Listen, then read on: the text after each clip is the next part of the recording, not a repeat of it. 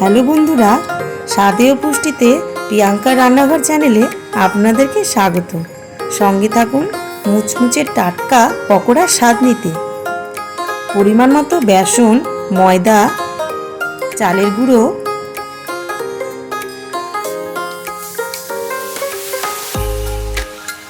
লবণ, হলুদ, লঙ্কার গুঁড়ো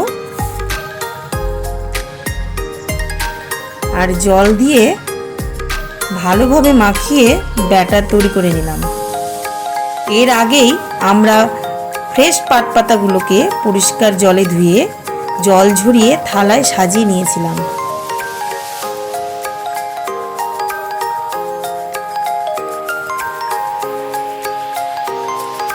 এবারে চুলাতে কড়াই বসিয়ে দিয়ে গরম করে তাতে সর্ষের তেল ঢেলে নিলাম। তেল গরম হলে তাতে ব্যাটার মাখানো পাতাগুলো এক এক করে ভেজে নিলাম।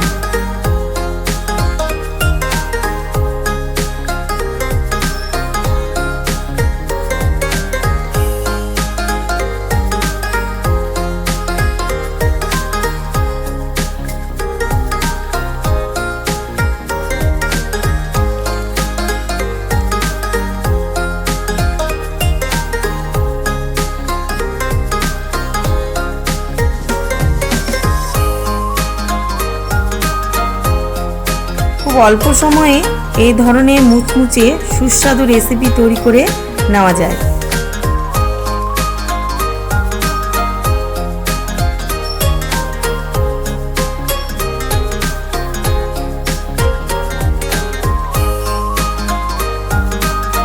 পকোড়াগুলি এবার প্লেটে সাজিয়ে কাসুন্দির সাথে পরিবেশন করার জন্য তৈরি।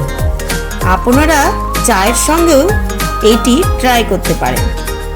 ভালো লাগলে চ্যানেলটি সাবস্ক্রাইব করবেন।